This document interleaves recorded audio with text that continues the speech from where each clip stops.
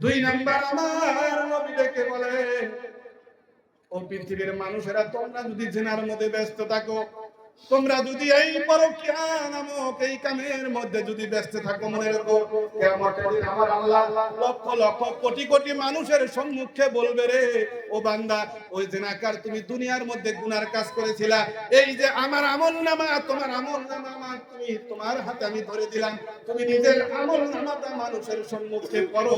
আর সেই ব্যক্তি করতে থাকবে আর বলতে থাকবে, দুনিয়ার মধ্যে কোন মহিলা অথবা কোন নারী যদি অথবা কোন পুরুষ যদি পরকীয়ার মধ্যে ব্যস্ত থাকে অথবা গোপনে জিনার মধ্যে ব্যস্ত থাকে, সেই জিনাটা হইতে পারে মোবাইলের মধ্যে, সেই জিনাটা হইতে পারে বাস্তব, সেই জিনাটা হইতে পারে একদম প্র্যাকটিক্যাল ফিল্ডে।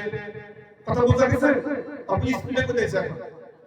তাহলে কোন পুরুষ মেয়ে যদি পরকীয়ার মধ্যে ব্যস্ত থাকে অথবা গোপনে জিনার মধ্যে যদি ব্যস্ত থাকে, তাহলে বলেন সেই ব্যক্তির জন্য 6টা শাস্তি আমার আল্লাহ পাক বরাদ্দ করে রাখছে।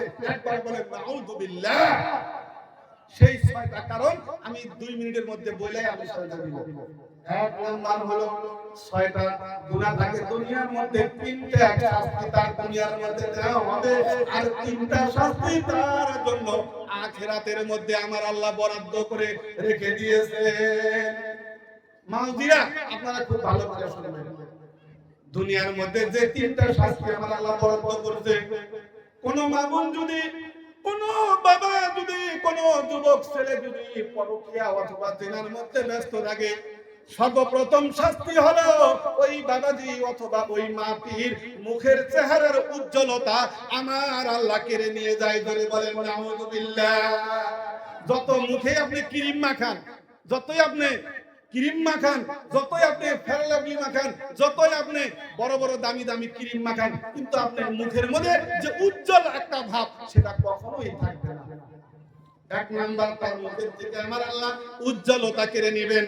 2 নাম্বার হলো ওই বাড়িতে, ওই বাড়ি থেকে, ওই ঘরটা থেকে যারা জিনার মধ্যে ব্যস্ত থাকবে, ছেলে অথবা মেয়ে, আমার নবী ডেকে বলেন উভয় পক্ষের বাড়ি থেকে আমার রহমতটা আমি কেড়ে নিয়ে যাই, ওই বাড়িতে কখনোই আমি রহমতের সাথী ধরব না। যত ইনকাম করেন, যতই টাকা পয়সা ইনকাম করেন, সুরাটা নাজাই করবে আর মনে মনে ভাববেন সারা দিন এত কামাই করলাম, এত পরিশ্রম করলাম, কিন্তু এই পরিশ্রমের কোনো ফল আমি পেলাম না। ভুল করছেন আপনি। কোন জায়গায় নাঙ্গল ভাঙছে, কোন জায়গায় বলেন নাঙ্গলটা ভাঙছে আপনার ওই খেতে রাইলে বিনা সবের গোড়ায়, কখনোই হিসাব করে দেখেন নাই বাবাজিরা এত কামাই করি, কিন্তু কামার মধ্যে বরকত আসে না। বরকত আসবে কোথা থেকে? আপনি যে ভিতরে আপনি যে গুনার কাজ করতেছেন, এই গুনার কাজ করার জন্য আল্লাহ পাক আপনার থেকে রহমতটা তুলে নিয়ে গেছে। 3 নাম্বার হলো ওই ব্যক্তির হায়াতটা আমার আল্লাহ কমিয়ে দিবেন। অল্প বয়সে আপনারা বলবেন না হারে রে 30 বছর হয় নাই ছেলেটা মারা গেল, 40 বছর হয় নাই এই মাটা মারা গেল, এই যুবক মেয়েটা মারা গেল, আরে মাত্র 2টা বাচ্চা আছে, মেয়েটা মারা গেল। কিন্তু লক্ষ্য নিয়ে খবর নিয়ে দেখবেন ওই মেয়েটা, আমি বলছি না সবগুলা মেয়ে একই, কিন্তু বেশি সংখ্যক মেয়ে এবং পুরুষ গোপনে জেনা এবং পরকীয়ার মধ্যে ব্যস্ত থাকে। কথা বোঝা গেছে? 3টা গেল দুনিয়া এবং আখিরাতের 3টা শুনাই আমার আলোচনা শেষ হয়ে যাবে। আখিরাতের 1 নাম্বার হলো ওই ব্যক্তি কিয়ামতের দিন আল্লাহ পাক ওই ব্যক্তির দিকে রহমতের দৃষ্টিতে তাকাবেন না, আল্লাহ পাক মুখটা বেঁকা করে এই দিকে থাকবেন, আল্লাহ পাক তার দিকে রহমতের দৃষ্টিতে দেখবেন না। 1 নাম্বার আল্লাহ পাক রাগ করে থাকবেন। 2 নাম্বার আমার নবী ডেকে বলেন, ও পৃথিবীর মানুষেরা, তোমরা যদি জিনার মধ্যে ব্যস্ত থাকো, তোমরা যদি এই পরকীয়া নামক এই কামের মধ্যে যদি ব্যস্ত থাকো, মনে রাখো কিয়ামতের দিন আমার আল্লাহ লক্ষ লক্ষ কোটি কোটি মানুষের সম্মুখে বলবে, রে ও বান্দা, ওই জিনাকার তুমি দুনিয়ার মধ্যে গুনার কাজ করেছিলা, এই যে আমার আমলনামা, তোমার আমলনামা তুমি তোমার হাতে আমি ধরে দিলাম, তুমি নিজের আমলনামাটা মানুষের সম্মুখে করো।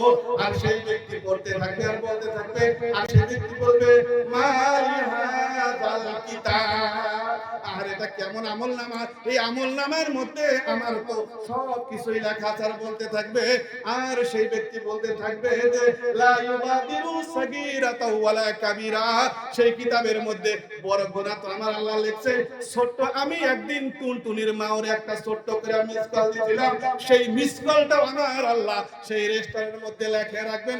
আর বলবেন, সেই ব্যক্তি বলতে থাকবে, আরে ছোট্ট ঠিক আছে, ছোট্ট গুনাহটাও কখনো আমার আল্লাহ ছাড় দেয় নাই। এমনকি একদম রাস্তা দিয়ে একজন মেয়ে মানুষ যাইতেছিল, আমি আস্তে করে চোখ দিয়ে একটা আঁক মাইরা দিছিলাম, আল্লাহ বলবে সেই গুনাহটাও আমি লিখে রাখছি, তাদের একটা গুনাহ আমি এই খাতার মধ্যে লেখা বাদ রাখি না। আল্লাহ বলবে, তুমি তোমার আমলনামাটা মানুষের সম্মুখে পড়ো, সেই ব্যক্তি পড়বে না, লজ্জায় লজ্জিত হয়ে যাবে।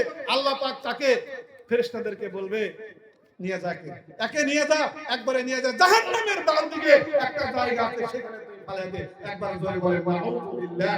এবং 3 নাম্বার আমার আল্লাহ বলেন, 3 নাম্বার হলো ওই ব্যক্তির কোনো আর হিসাব নেওয়া হবে না, বিনা হিসাবে ওই মহিলা এবং পুরুষ তাকে জাহান্নামের মধ্যে নিক্ষেপ করে দিবেন। জোরে বলেন নাউযুবিল্লাহ।